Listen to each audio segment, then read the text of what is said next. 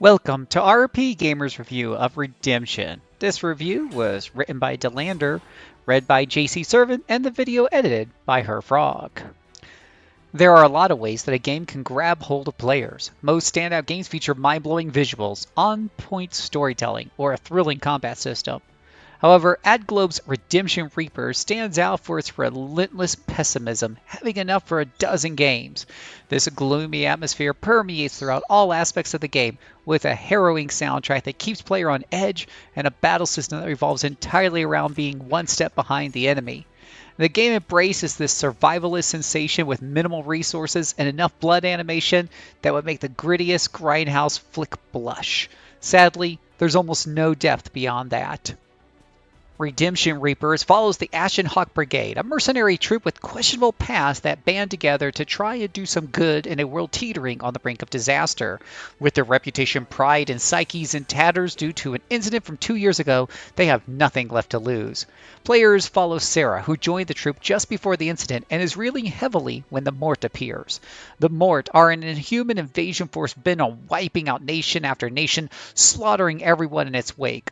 Hope feels fleeting as the Ashen Hawk Brigade try to redeem themselves by stemming the tide of darkness.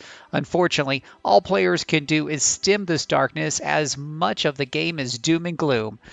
Add to this a party that spends most of its time brooding on their past and not really making any progress towards a better future, and there's a lot to feel depressed about. There's nothing inherently wrong with this story that's dispiriting, but it does take a while to get used to everything falling apart. Party members get little embellished beyond story scenes that take place before the story mission begins and after it ends. The Mort gets little explanation, never mind character, to their faceless onslaught and exists solely to be the boogeyman that humanity can't survive. Some relics found on the map add flavor text on how sad existence is in this world for some of its people, providing a weapon upgrade resource and a mini-story that can be read from the hub menu between chapters. Each story mission completed starts a new chapter, creating an unfortunately brisk pace in which everything unfolds, giving little time for world building. The Ashen Hawks never get a moment to rest. With minimal resources doled out and weapons having durability, there's always something that prevents players from feeling truly safe. During some parts of the story, players are able to revisit older mission maps to skirmish for additional resources. This earns a bit of experience and involves players using their weapons strategically to prevent from spending more than they make. Gold is the scarce resource in the game and is needed to buy stat enhancements, upgrade weapons, or repair used ones. The game provides just enough to do some things, but never enough to feel ahead of the curve. One way Redemption Reapers offsets this unforgiving nature is with party health. When a member of the Ashen Hawk loses their health, they just retreat for the rest of that map.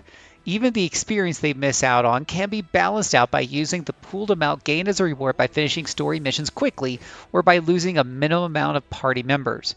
Each map has a few treasure chests and relics that will often split party members up, which complicates things as players must take extra time to collect everything since some maps are not returnable.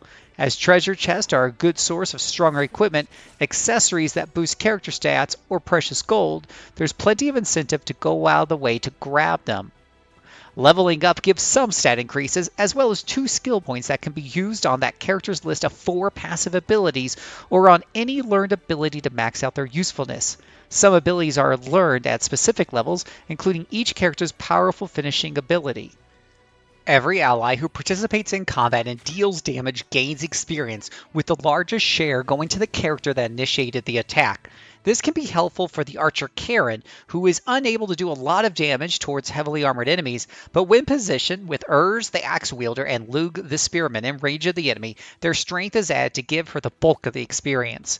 This level of strategy is a lot of fun, as positioning party members is very deliberate, as well as deciding who attacks first to minimize damage taken. The party is very balanced, with each member having key strengths and weaknesses that makes losing one throw everything out of sync, and the difficulty increases dramatically. Redemption Reapers plays on the fine line between punishing and unforgiving with its content. Along with resource management positioning, players have to juggle the action point usage. At the start of the round, players gain 6 action points per turn to a default max of 10, which can grow up to 13 action points by defeating enemies, with default attacks costing 6 and stronger abilities or healing costing more. All of the party members save the slower yours have a skill worth 4 APs that provide utility, whether it's additional weak strikes from the agile party members or defensive skills such as Glenn the Swordsman, which causes 50% of hits against him to do no damage. Finishers cost the full 13 action points, but should be used sparingly due to them resetting the count to 10 AP again.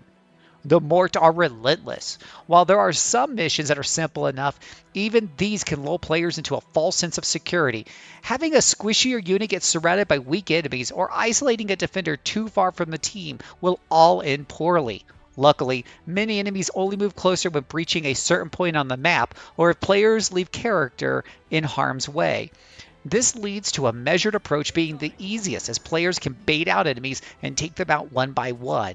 There isn't only one way to victory, but the game finds a way to punish those that move without careful thought. Every playable party member is able to equip 5 unique weapons that they can cycle between, as well as 2 accessories that can boost stats. Default weapons have just as much value as the strongest weapons in the game because weaker weapons have more uses and are cheaper to repair. Using weaker weapons can take longer to defeat enemies though, and to mitigate taking that damage are healing drafts. Characters have one use to start, with a second unlocked midway through the game for use on any map, and during story chapters, players can access healing veins that fully heal a character and restore their drafts to full. One aspect Redemption Reapers nails is the foreboding atmosphere. At times it is comparable to surviving in the horror genre, as every option to deal with the menacing Mort results in missing out on something.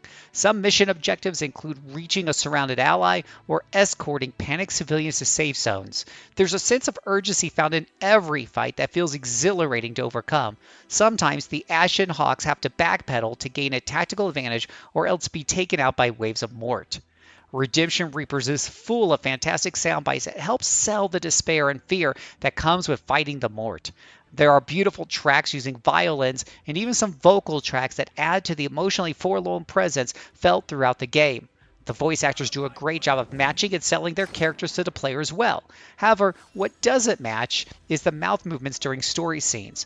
The animation in these scenes have a stiff robotic quality to them, particularly in facial animations, that lead to some heartfelt moments being distracted instead. During combat, the animation is smoother, with fluid but basic movements to designate attacks, and grisly gore to signify each strike and death make for a grim and gritty picture. The designs of each variety of Mort look dangerous and feel both supernatural and classic low fantasy fare in appearance. Redemption Reapers took the relentless pessimism as its core tenet and pushed it as far as it would go. Many stories would have heroes rise from the ashes like a phoenix, and here the Ashen Hawks have a saying, burn away your fear and survive among the ashes, which easily alludes to what remains after hope is left. This murky, defeatist outlook at survival provides consistent entertainment with its harrowing combat and great soundtrack, but ultimately leaves players with a grave taste in their mouth due to the bleak subject matter. Taking something this dark and not taking it far enough to have truly invested characters or plot is a shame. It is fun to see the lengths a dark theme like this will go, but there is little light to be found beyond the thrills of surviving the fight another day. Disclosure, this review is based on a free copy of the game provided by the publisher. RPGamer gives Redemption Reapers a 3 out of 5. For more details, hit up the link in the description below. For more video content, subscribe to the channel. Follow us on Twitch for daily streams of your favorite RPGs. Join in on the discussion at rpgamer.com/discord. And for the latest in RPG news, head over to rpgamer.com.